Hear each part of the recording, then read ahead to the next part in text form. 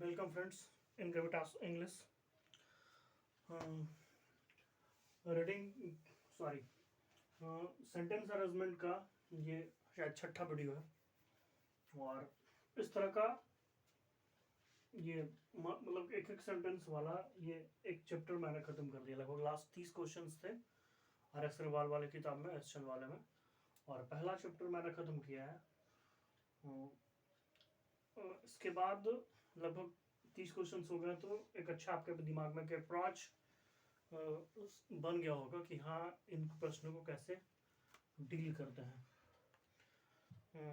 यदि आप इस वीडियो को देखते हैं तो एक सजेशन आप हमको बता देना आपसे मैं चाहूँगा कि इस 30 क्वेश्चंस के बाद क्या ऐसे प्रश्न और बनाए जाएं, सॉल्यूशन किए जाएं, या इसके अलग टाइप्स को हम ध्यान दें, जहाँ पे मतलब कुछ इससे टफ क्वेश्चंस आएंगे उन पे ध्यान दिया जाए।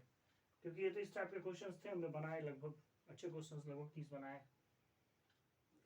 बनाए हैं। यदि बोलेंगे तो 4-5 सेट और इसका लगभग 20 या 60 के लगभग में क्वेश्चंस 30 बनाए हैं और 30 और क्वेश्चंस आपके सामने डील करूँगा। ठीक है, तो ये आपसे एक सजेशन मांग रहा हूँ। यदि आपको सही लगे कि नहीं, यदि मैंने समझ लिया है, मैंने चीज़ों को बनाना सीख लिया है, तो मैं इसके बाद नई वीडियो इसके अलग टाइप को, दूसरे टाइप को मैं आपके सामने प्रोवाइड करूँगा। और यदि नहीं हो पा रहा है, अगर नहीं हो पा रहा है तो फिर से इस सीरीज़ को इसमें कुछ और प्रश्न मैं ऐड करूँगा। इसके बाद मैंने एक बात सोची थी कि इस प्रश्न को डील करने के बाद मैं एनडीए और जो सीडीएस में परीक्षा में जो प्रश्न आते हैं, जो प्रीवियस ईयर क्वेश्चंस हैं, उनको मैं लिखने का उनको मैं यहाँ सॉल्व करने का प्रयास करूँगा। ठीक है, तो देखते हैं, पहले इस वीडियो को कंप्लीट करता हूँ मैं। ठीक है, तो पढ़ते हैं प्रश्न। While some people live to eat, drink and wear, many have not even thou in luxury. ठीक है, P Q R S 4 option हैं और हमें यह भी पता नहीं कि सेंटेंस स्टार्ट किस से होगा, किस पार्ट से होगा। While some people live in to eat, drink and wear, many have not even thou in luxury. ठीक है, तो हम ऑप्शंस की ओर ध्यान देते हैं, क्योंकि सबसे पहले तो ऑप्शंस ही देखना है। P Q R S, P R Q S, P S R Q और R S Q P.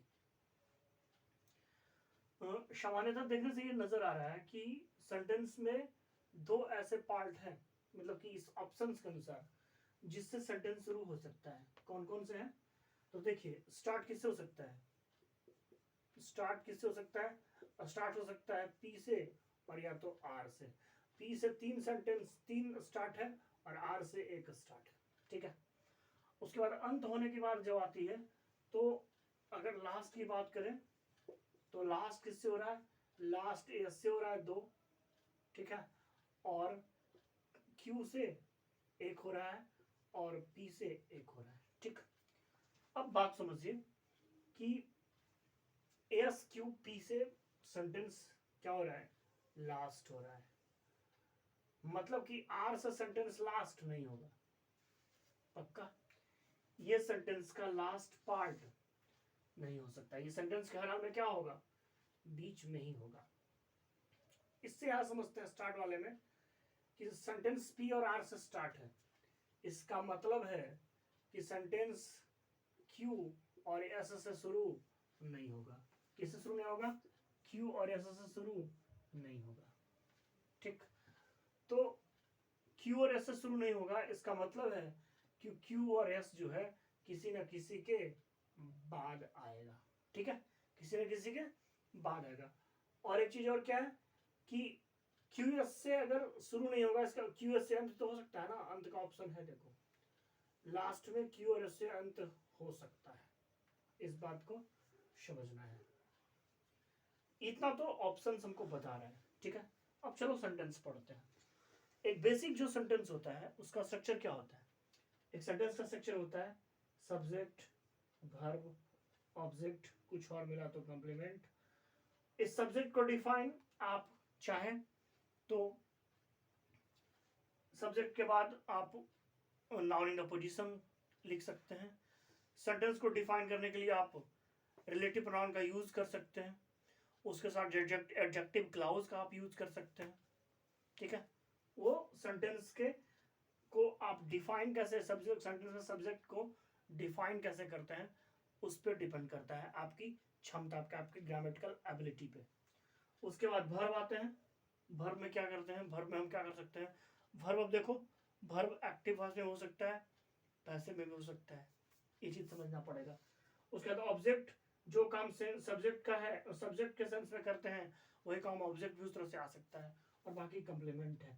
Sentence शुरुआत करने की जहां तक बात रहती है, तो सेंटेंस स्टार्ट आप सब्जेक्ट से करते हैं, उसके पहले चाहें तो आप किसी तरह का फ्रेज यूज कर सकते हैं सेंटेंस के अकॉर्डिंग, ठीक। तो अब आगे पढ़ता हूं मैं।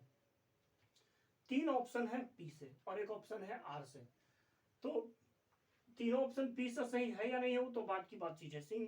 एक ऑप्शन क्या है, एक ऑप्शन आर से है, तो मैं स्टार्ट ही आर से करता हूं, क्योंकि अगर नहीं होगा तो एक ऑप्शन छट जाएगा, क्योंकि एक ही ऑप्शन है। तो इससे स्टार्ट करते हैं, ठीक। तो मैनी हैव नॉट इवन डाउ, मैनी हैव नॉट इवन डाउ, ये चीज को मैं मिटाता हूं क्योंकि ये प्रश्न में ऑलरेडी दिया हुआ है, ठीक है। तो देखिए क्या स्टार्ट करता है, मैनी हैव नॉट इवन डाउ। सेंटेंस का ये मैनी सब्जेक्ट है, ठीक है। उसके बाद ये हैव नॉट इवन दाउ। अगर मैनी की बात करें, अगर इसके ग्रामेटिकल स्किल्स के बारे में जाने, अगर मैनी को कोई वर्ड तुमसे पूछे कि आखिर ये क्या है, तो ये इंडेफिनिट प्रोनाउन है। अगर इसके साथ आप कोई नाउन जोड़ देंगे तो ये हो जाएगा नंबरल एडजेक्टिव का इंडेफिनिट वाला पार्ट, डेफिनिट वाला नहीं, इंडेफिनिट वाला part, indefinite number of adjective. क्योंकि जब एडजेक्टिव पढ़ते हैं तो नंबरल एडजेक्टिव ऑफ नंबर में इंडेफिनिट नंबर ऑफ एडजेक्टिव भी होता है वो, और डिफिनिट में डिफिनिट के 2 पार्ट होते हैं, कार्डिनल एडजेक्टिव और ऑर्डिनल एडजेक्टिव ऑफ नंबर। जहाँ पे कार्डिनल दर्शाता है नंबर को और ऑर्डिनल दर्शाता है ऑर्डर को, ठीक है। First second third for ordinal और 1 2 3 कार्डिनल। और मैनी वाला जो सेक्शन है वो इंडेफिनिट होता है, ठीक है। तो यहाँ पे इसको अगर नाउन की अगर बात की जाए तो ये प्रोनाउन है, इंडेफिनिट प्रोनाउन है मैनी। उसके बाद जब ये प्लूरल है तो वर्ब क्या लेगा, प्लूरल लेगा, उसमें कोई शक नहीं। इवन डाउ, उसके बाद आता है वर्ड, ये इवन एडवर्ब के सेक्शन में आएगा। यद्यपि कंजंक्शन के सेंस में कभी कभी आता है यहाँ पे, लेकिन यहाँ पे उस वे में नहीं आएगा, बल्कि ये एडजेक्टिव साथ एडवर्ब के सेक्शन में आ सकता है साथ में इवन डाउ। यद्यपि अब क्या है, आर के बाद कौन सा ऑप्शन है, एस है। Many have not even thou in luxury, चल तो सकता है, many have not even thou luxury। बहुत सारे लोग यहां तक कि have not even thou in luxury। अब देखो have not है, even है, thou है, चलता है, एक यूज कर सकते हैं। लेकिन इन लग्जरी जब आता है तो भाई एक बात पूछता हूं, हैव और हैज का एक यूज में अगर पढ़ते हैं आप तो एक पोजीशन होता है और एक परफेक्ट यूज करते हैं, प्रेजेंट परफेक्ट हो या पास्ट परफेक्ट हो। अब यहाँ पे पोजीशन वाली बात अगर होगी तो कुछ होना चाहिए, कोई नाउन आना चाहिए, आना चाहिए ना, कोई नाउन आना चाहिए, या कुछ अबस्ट्रैक्ट नाउन है, वो कोई भी नॉर्मल नाउन है, कॉमन नाउन आ जाए, यहाँ पे यूज किया हुआ या मटेरियल नाउन आ जाए, है नहीं। और जब ये हैव नॉट पोजीशन है तो वर्ब तो है नहीं, जिन लग्जरी आप कैसे कर सकते हैं। तो ऑप्शन डी वाला सेक्शन यहीं से कट जाता है। बाकी अगर यूज करोगे भी तो अर्थ बाद में अगर तुम करोगे कि while some people live to drink and beer, तो लगेगा भी कि बहुत के पास लग्जरी नहीं है और बहुत खाते हैं, मतलब ये क्या बना रहा है, सेंस बना रहा है, कोई सेंस भी नहीं बना रहा है। तो ये ऑप्शन यहां से ही कट जाता है। अब हमारे पास ऑप्शन है ए बी सी और तीनों पी से स्टार्ट है, ठीक है। तीनों किससे स्टार्ट है, पी से स्टार्ट है। तो जब तीनों पी से स्टार्ट है तब तो देखते हैं, while some people leave.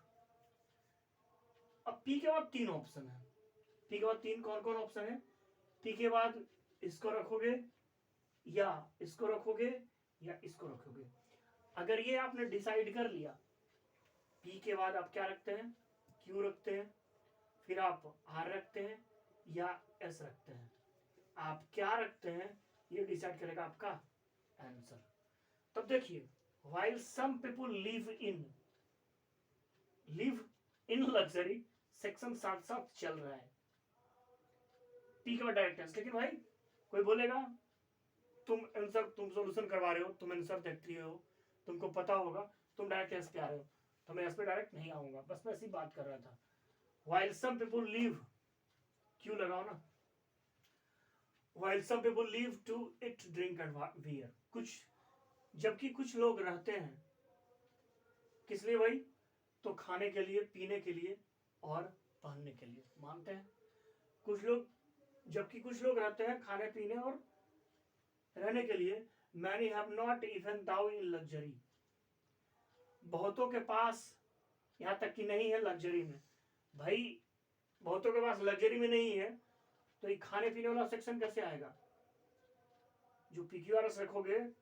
while some people live to drink every year, many have not even thou in luxury, luxury में कैसे, नॉट लग्जरी का मतलब क्या हो गया कि कुछ लोग खा पी तो रहा है ना कम से कम, सब पीपल लिव टू इट, कुछ लोग है, तो ये वाला सेक्शन इसके साथ मैच नहीं करता है क्योंकि उल्टा अर्थ दे रहा है, तो ऑप्शन ए भी खत्म। अब पी के बाद आर अगर करते हो, while some people live, many have not even thou, live किस सेक्शन में, किस में रहता है पता है, while some people live, many have not even, फिर क्यों, to eat and wear in luxury, बहुत लोग जिंदा रहते हैं या रहते हैं। many have not even thou to eat, क्या नहीं, even thou क्या है पता नहीं, even thou to eat क्या खाने के लिए बताओगे ना, कुछ नहीं। अब ऑप्शन सी आता है, while some people live in luxury, जबकि कुछ लोग क्या रहते हैं, लग्जरी में रहते हैं, बहुत शान शौकत में रहते हैं। many have not even thou to eat, drink and wear, बहुतों के पास खाने, रहने और क्या है, पहनने के लिए नहीं है। not even thou to eat, उनके पास नहीं।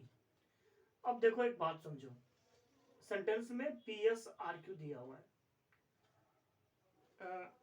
एक बात अगर थोड़ा सा ध्यान दोगे तो while आप सेंटेंस के शुरू में भी लगा सकते हो और सेंटेंस के बीच में भी ला सकते हो। तो यदि इसके अलावा अगर ये ऑप्शन रहता ना कि RQPS, अगर RQPS रहता तो कुछ नहीं, बस ये वाला सेक्शन यहाँ और ये वाला सेक्शन यहाँ आप कर देते, ठीक है।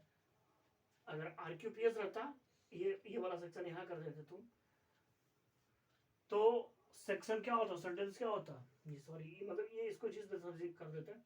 अगर RQPS भी आपका ऑप्शन आता ना तब भी से होता, हाँ क्या होता कि many have not even thou to eat, drink and wear, while some people live in luxury, बहुतों के पास तो खाने पीने के लिए भी कुछ नहीं है, जबकि कुछ लोग ऐसे हैं जो क्या है, लग्जरी में रहते हैं।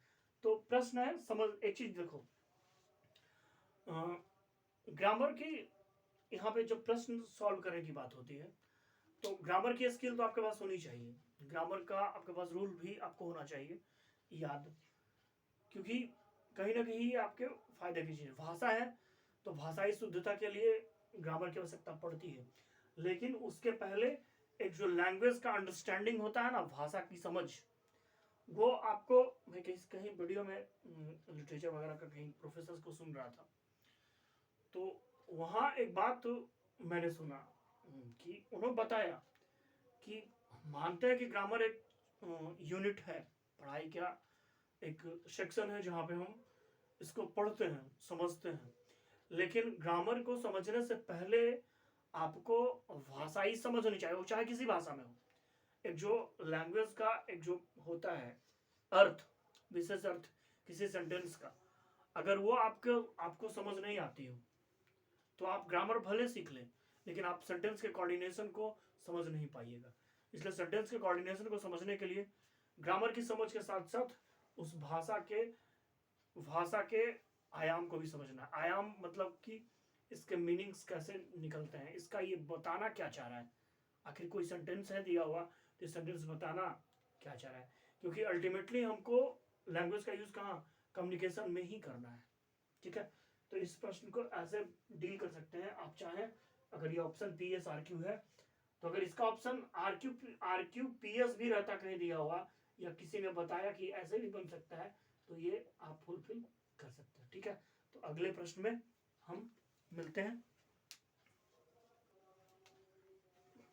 इस प्रश्न में द क्लेम इज नॉट, ये ऑप्शन में of any kind, Q but R that it is without morality, yes that science is actively anti moral. जो भी हो प्रश्न, एक शुरुआत हमको करने के लिए एक दिया हुआ है कि द क्लेम इज नॉट। ठीक,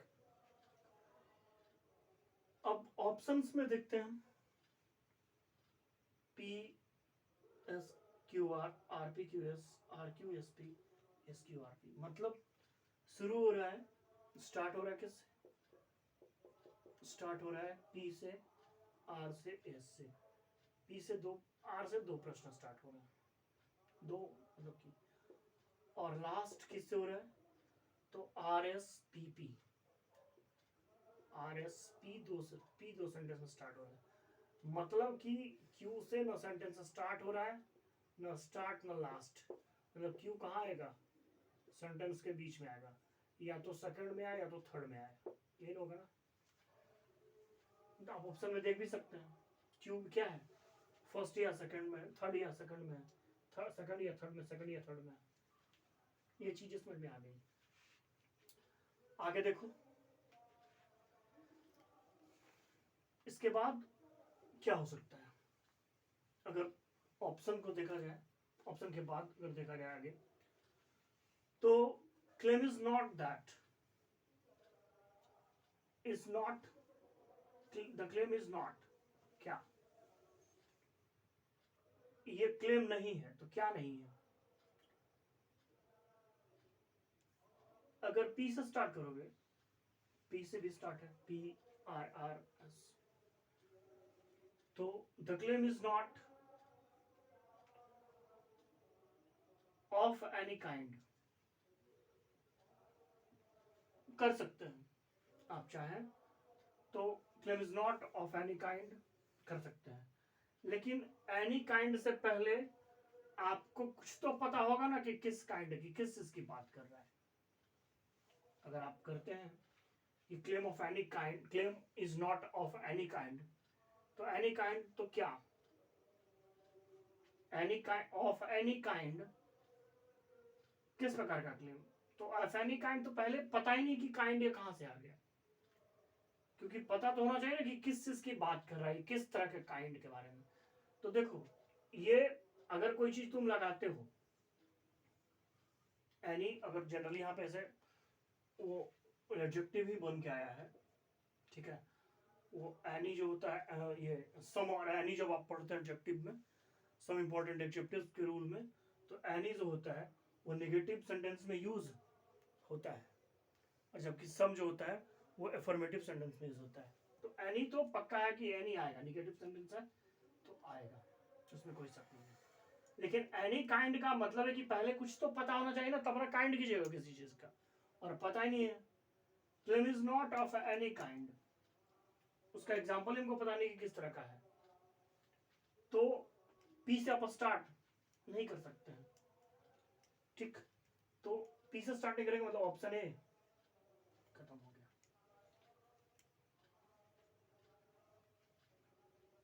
अब दूसरा देखो, the claim is not but, तो भाई पहले पता तो चले कि क्लेम क्या है, दूसरी बात कि क्यू से स्टार्ट ही ऑप्शन नहीं है, तो ये तो चल रहा ही नहीं है, आर से स्टार्ट है तो आर करो, the claim is not that, claim नहीं है कि, क्या नहीं है कि इट इज विदाउट मोरालिटी। अब भाई ये इट जो है, इट क्या है, इट है प्रोनाउन, ठीक है, पर्सनल प्रोनाउन है, थर्ड पर्सन का, सिंगुलर नंबर में। इट आता किसके लिए है, निर्जीव के लिए आता है, ठीक है। तो क्या यहाँ पे इट किसके लिए आ रहा है पता है? प्रोनाउन यूज किसके लिए करते हैं? नाउन के लिए। अब ये इट किसके लिए आ रहा है? The claim is not that it is without morality. अब जो बता रहा है कि यह बिना मोरालिटी के है, तो ये इट किसके लिए आ रहा है? किसकी बात कर रहा है? इट क्लेम तो है, किसका क्लेम है? नॉट दैट, मानते हैं। किसके बारे में बात कर रहा है ये तो पता ही नहीं है। इट किसके लिए आया है पता है? नहीं है। और जब इट किसके लिए आया है पता नहीं है, नाउन इसका है ही नहीं, तो इसका मतलब ऑप्शन आर वाला भी खत्म हो गया। और आर का ऑप्शन खत्म होने का मतलब है कि आपके पास आर खत्म होने वाला है, ऑप्शन बी और ऑप्शन सी तीनों खत्म है। ठीक है, आपके पास ऑप्शन बी और सी दोनों खत्म है, और पी तो ऑलरेडी खत्म है। क्योंकि प्रोनाउन यूज करने का सिंपल सा मेथड है कि अगर आप प्रोनाउन यूज कर रहे हैं तो पहले आप नाउन खोजिएगा ना कि नाउन है कहाँ। नाउन तो है नहीं, नाउन गायब है। अब ऑप्शन डी बचा एक, the claim is not that, दावा यह नहीं है कि that science is actively anti moral. Science जो है वह सक्रिय रूप से क्या है? एंटी मोरल है, अनैतिक है। बट, लेकिन, क्या भाई? अब इसके बाद क्यों तो दे रहा है, लेकिन अब देखो अच्छी बात समझो। बात क्या समझना है कि जब निगेटिव, जब बट आता है ना, एक बात समझ लो, ये बट जो कंजंक्शन है, तो बट जो कंजंक्शन है वो कॉन्ट्रास्ट वाला है, वो कॉन्ट्रास्ट वाला है, मतलब कंजंक्शन। क्योंकि ये जो है ये क्या दर्शाता है? विरोधाभास दर्शाता है। मतलब कि अगर पहला स्टेटमेंट निगेटिव है तो अगला स्टेटमेंट क्या होगा? पॉजिटिव। सॉरी, अगर निगेटिव, हाँ ठीक है, अगर निगेटिव है एक स्टेटमेंट तो दूसरा एफर्मेटिव, और यदि एफर्मेटिव स्टेटमेंट है तो उसके बाद का स्टेटमेंट क्या हो जाएगा? निगेटिव हो जाएगा। मतलब बट लगने का मतलब ही है कि आपके आप जो आपने जो बोला उसका आप कोई भी आप निगेटिव कोऑर्डिनेशन ही सेंटेंस में आएगा, पॉजिटिव कोऑर्डिनेशन नहीं आएगा। अब इसका सिंपल सा मतलब है कि यदि सेंटेंस बोल रहा है कि claim is not that science is actively anti moral, but, अब देखो बात क्या है, not that science is actively anti moral. Claim यह नहीं है कि, मतलब बात दावा यह नहीं है कि साइंस जो है सक्रिय रूप से क्या है? अनैतिक है। लेकिन क्यों है ऑप्शन, इसके बाद तो क्यों, लेकिन आर फिर दिया है, लेकिन दैट की it is without morality of any kind. अब देखो ये और एक चीज जान लो, एक बात और समझो, ये जो ऑफ लगा हुआ है ना, ऑफ के बाद एडजेक्टिव का आना, ठीक है, उसके बाद फिर नाउन का काइंड का आना। अगर ये of plus adjective plus noun है, इसका मतलब है कि इसके पहले क्या आएगा? कोई ना कोई नाउन आएगा। ये बेसिक स्टेटमेंट आपको पढ़ा हुआ होगा। और जब ये नाउन खोज रहा है तो क्या देखे, तो मोरालिटी नाउन नहीं है कि नहीं? मोरालिटी नाउन है ना, without morality of any kind. तो अब ये थोड़ा सा लॉजिकल लगता है कि आर के बाद हम पी तो कर सकते थे, पहले से भी कर, हमको ध्यान रहता तो आर के बाद पी कर सकते थे ना। और अगर ये थोड़ा सा सेक्शन पता हो कि आर के बाद पी होगा, तो देखो आप क्या कर सकते थे, आप आर के बाद पी यहां खोज सकते थे और आर के बाद पी यहां खोज सकते थे। और जब आप सेंटेंस शुरू करते तो आप क्या करते, आर के बाद पी देखते और देखते कि यहाँ पे तो इट लगा हुआ है, कट गया, इसका मतलब कौन सा ऑप्शन बच गया? आर के बाद पी, ये वाला सेक्शन। तो आप बिना समय गवाए बस दो ऑप्शन को देखते, बी और डी को, और आप टिक करते किसको? डी को, और आपका आंसर क्या होता? सही होता। तो जो मैंने बताया अभी ऊपर से नीचे तक यहाँ तक, वो एक लॉजिकल ग्रामेटिकल रूल के को फॉलो करते मैंने बताया, क्योंकि आपको सिखाना है, मेरा काम। आपको मैंने बताया कि ऐसे बन सकता था, लेकिन यहाँ पे जो मैंने बताया कि पी वाला सेक्शन और आर वाला सेक्शन जो ऑफ एनी काइंड है, तो यहाँ से नाउन उठा के आप आर के साथ पी कर सकते हैं, और आर के साथ पी आने का मतलब है कि ऑप्शन डी सुटेबल कर रहा है, क्योंकि आर पी से सेंटेंस शुरू हो नहीं सकता है। तो आपका आंसर क्या होता? डी होता। और ये आप चंद सेकंड्स में कर सकते थे, मिनट भी नहीं, चंद सेकंड्स में। तो अगर इन चीजों को ध्यान रखा जाए PQRS बनाने में, तो ये सबसे आसान और सबसे ज्यादा नंबर देने वाला होता है। तो ठीक है, अगले प्रश्न में मिलते हैं। इसका आंसर डी देगा। इस प्रश्न में देखते हैं, the Indian sportsmen who accompanied them, the large number of, did not set many records in Seoul Olympiad. Officials and politicians did set a record of sorts. यहाँ फुल स्टॉप है। इस प्रश्न में अच्छी बात क्या है वो समझना। पहले अच्छी बात क्या है कि हमारे पास सेंटेंस स्टार्ट कहाँ से हो रहा है, द इंडियन स्पोर्ट्समैन, ये दिया हुआ है, और अंत कहाँ हो रहा है, did set a record of sorts, ये भी दिया हुआ है। मतलब ये खोजने की जो होता है ना हमारी रिस्पॉन्सिबिलिटी होती है कि पहले खोजो कि सेंटेंस शुरू कहाँ से हो रहा है और अंत कहाँ से हो रहा है। ये चीज नहीं है यहाँ पे, ठीक है। अब समझिए, ये नहीं है हमारे लिए फायदा का ही चीज है कि चलो हमको खोजना नहीं पड़ेगा, ठीक है, हमको खोजना नहीं पड़ेगा। उसके बाद आप देखते हैं, अगर तो जब सेंटेंस पढ़ोगे तो स्टार्टिंग जब ऑप्शन देखते हैं तो ऑप्शन क्या है, P Q P S, starting कर रहा है, मतलब पी क्यू एस से स्टार्ट है, पी से दो सेंटेंस स्टार्ट है, ये स्टार्ट वाला सेक्शन है। लास्ट वाले सेक्शन में S P S Q, S P Q S दो बार है। मतलब एक बात समझ में मुझे यहां तक आई कि आर वाला सेक्शन क्या होगा, आर वाला सेक्शन होगा मिडिल में, ये तो पक्का पता है ना। आर कहाँ होगा, आर बीच में होगा, पक्का आप देख रहे हैं, आर यहाँ है, आर यहाँ है, आर यहाँ है, आर यहाँ है, आर बीच में है। अब आर का सेक्शन कौन सा है देखो तो, did not set many records in Seoul olympiad, did not set many records in Seoul olympiad, नहीं सेट कर पाए बहुत सारे रिकॉर्ड सियोल ओलंपियाड में, कोई खेल होगा उसमें, ठीक है। अब नहीं कर पाए तो कौन नहीं कर पाए, आर का सेक्शन अगर देखो तो चलो बीच में आएगा, वो सेक्शन पता चलेगा।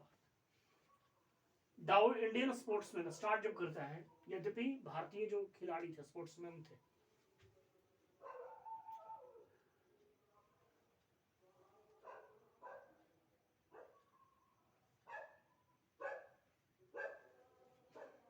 दाऊ इंडियन स्पोर्ट्समैन, यहां जब तुम समझोगे तो अगर थोड़ी सी ग्रामेटिकल अगर स्किल आपके पास पता होगा, अगर हो गया आपके पास, तो आप खुद ब खुद समझ जाएंगे कि सेंटेंस में जो स्टार्टिंग का सेक्शन है पी और एस से, तो क्या एस वाला सेक्शन स्टार्ट करेगा, though Indian sportsman official and politician,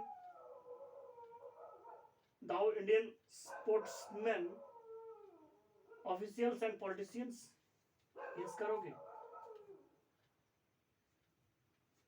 अब देखो जब सेंटेंस स्टार्ट कर रहा है इंडियन स्पोर्ट्समैन से, अगर ऑफिशियल्स एंड पॉलिटिशियंस किसी ने साथ में लाया, अगर किसी ने अगर साथ में लाया, किसको अगर यूज करता है,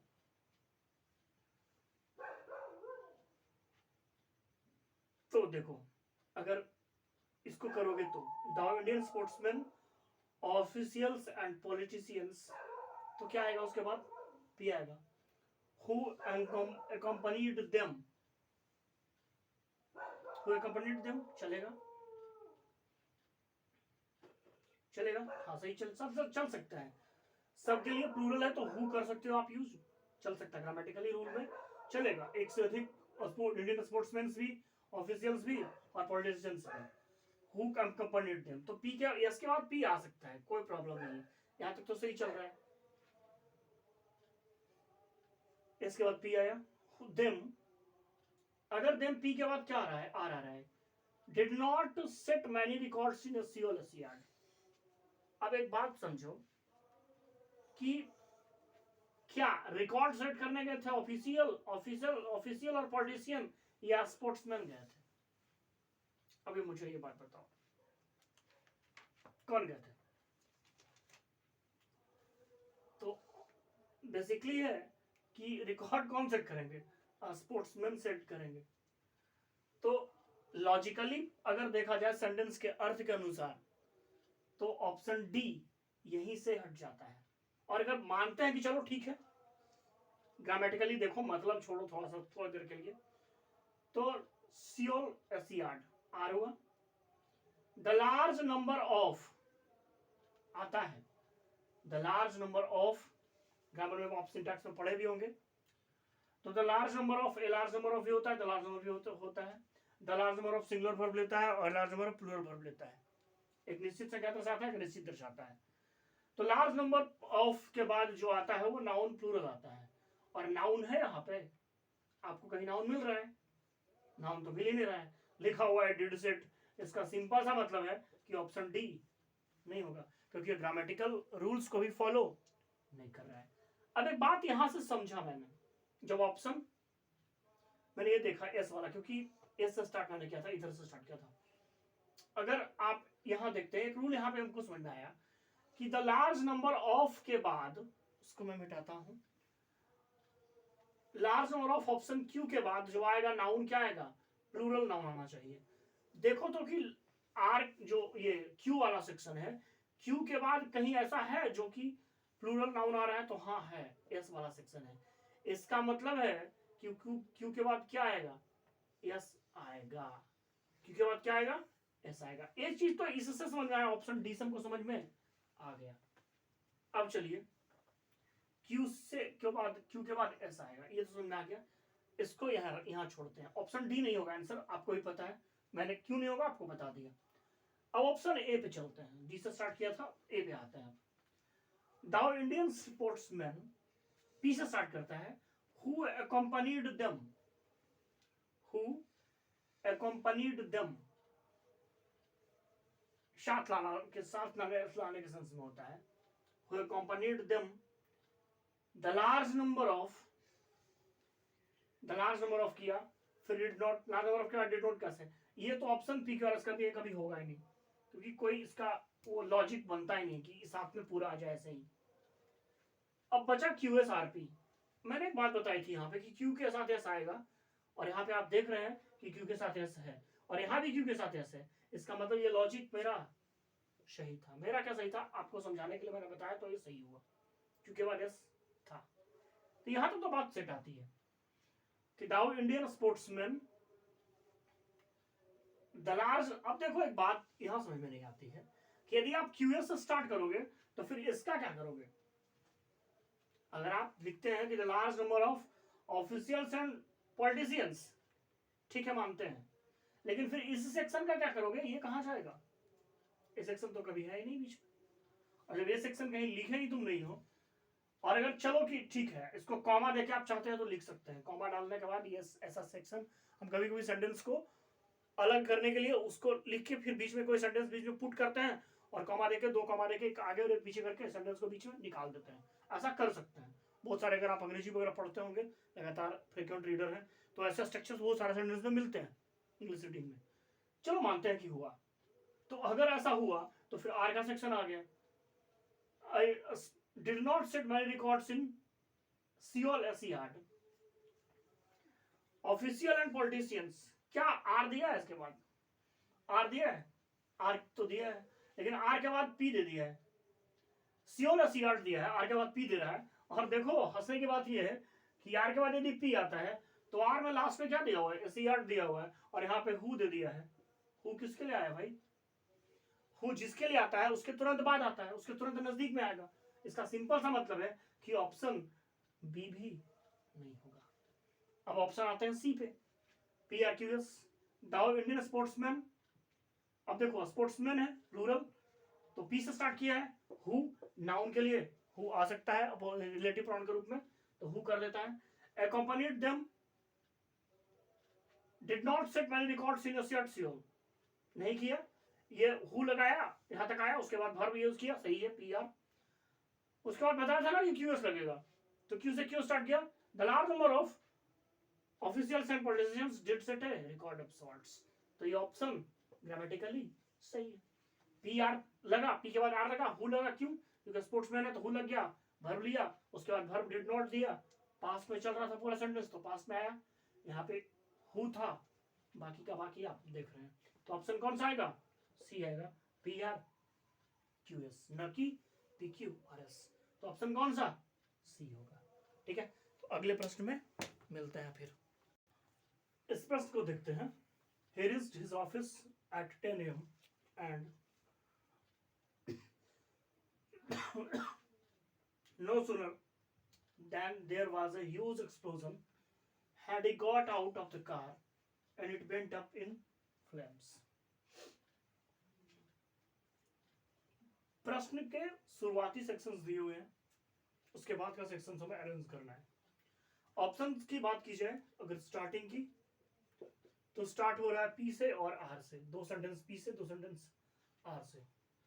अगर लास्ट की बात की जाए तो दो ऑप्शन, तीन ऑप्शंस एस से लास्ट होते हैं और एक ऑप्शन क्यू से लास्ट होता है। अब जो बीच में हम लोग देखते हैं क्या है, अब जो है जो जिससे सेंटेंस लास्ट नहीं हो रहा है वो कौन सा है, देखो तो मतलब सिंपल है कि जिससे स्टार्ट हो रहा है उससे अंत नहीं हो रहा है, जिससे अंत हो रहा है उससे स्टार्ट नहीं हो रहा है। बेसिक सा चीज है, इसको खत्म करते हैं, यहाँ पे छोड़ते हैं। कोई खास बीच का सेंटेंस में लॉजिक नहीं है।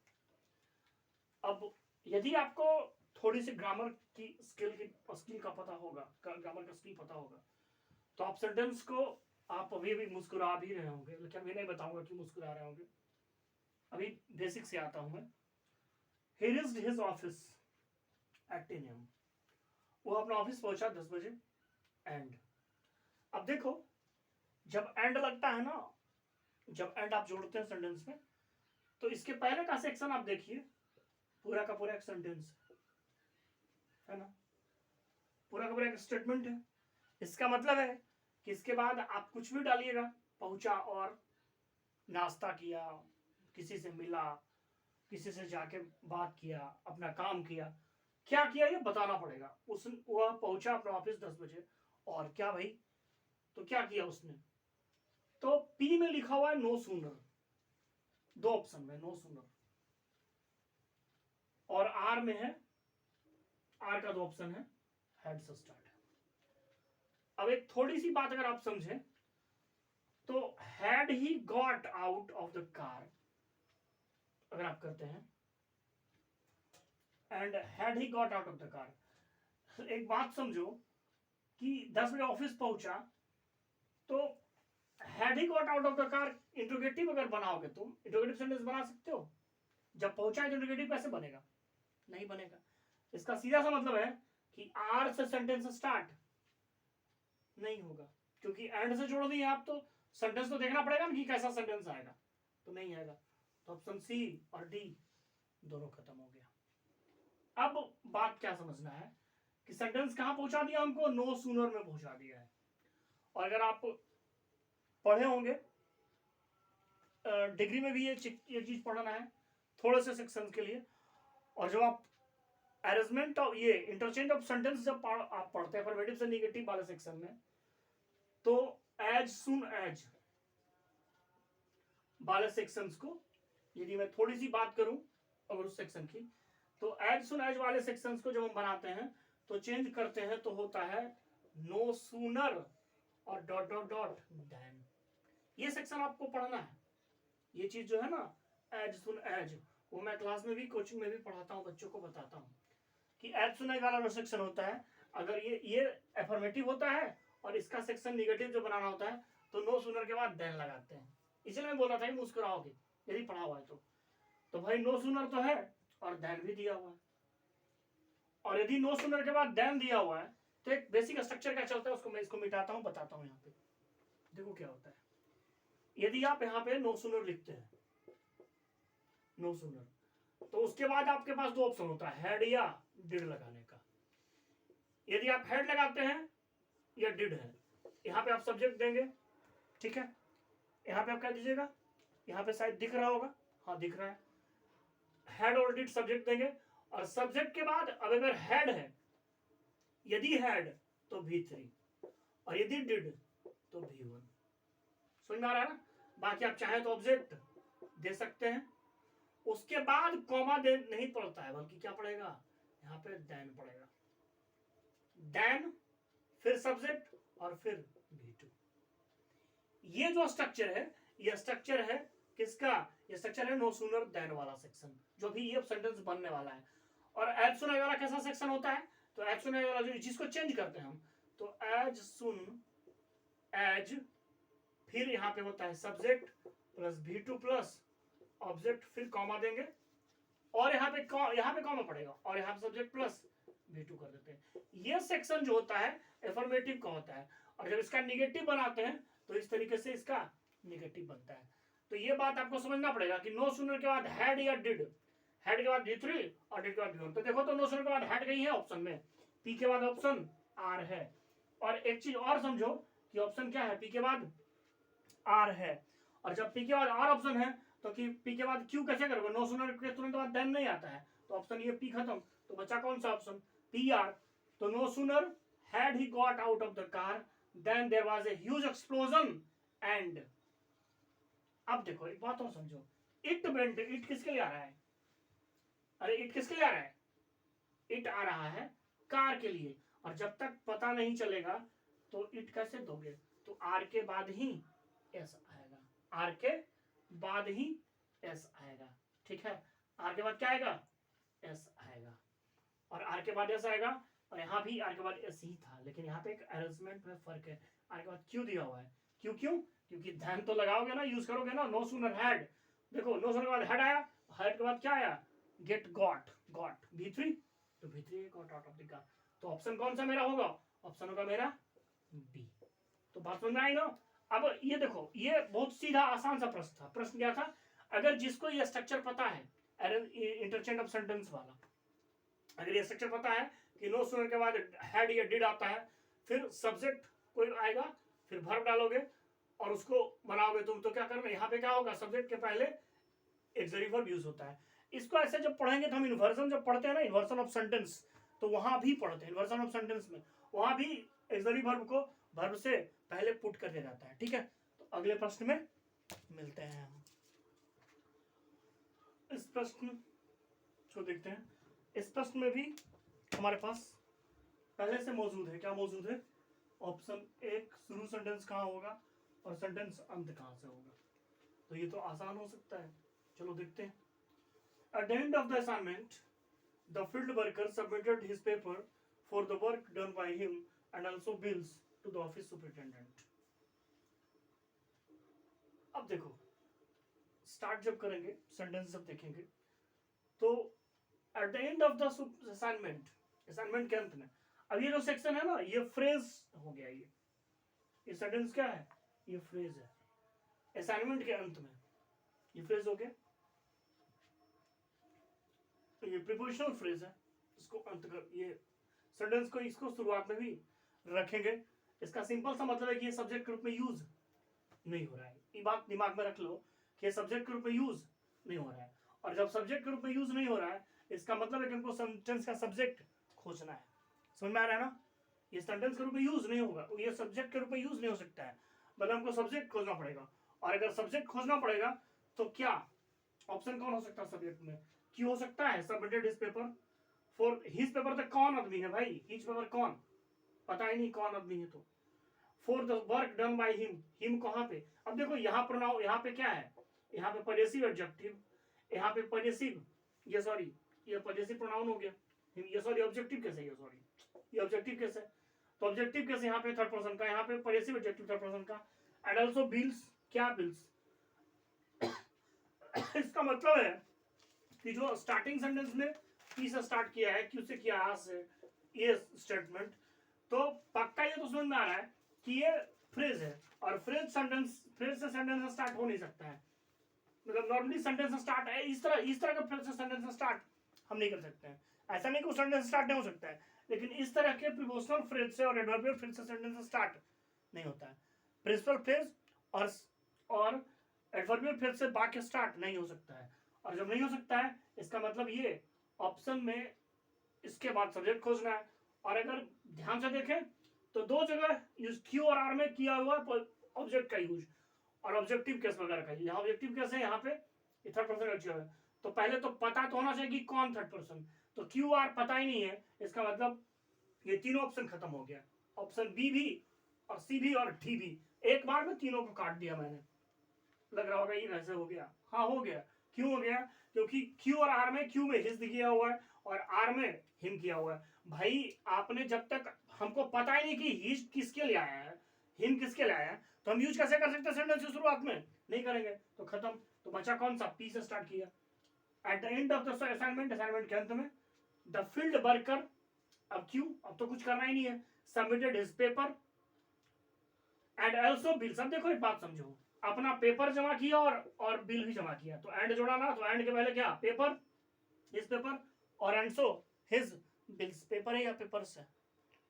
हाँ पेपर्स होगा, वही लग रहा था हमको क्योंकि एंड का सेक्शन क्या है, देखो एंड की खासियत क्या है ना, कि अगर ये बिल्स, तो ये इसलिए मैंने बोला कि हाँ पेपर्स तो नहीं दिया हुआ ना, क्योंकि जब यहाँ पे एंड के बाद बिल्स है तो यहाँ भी पेपर्स होगा, क्योंकि प्लूरल है तो प्लूरल ही साथ में लेके आएगा।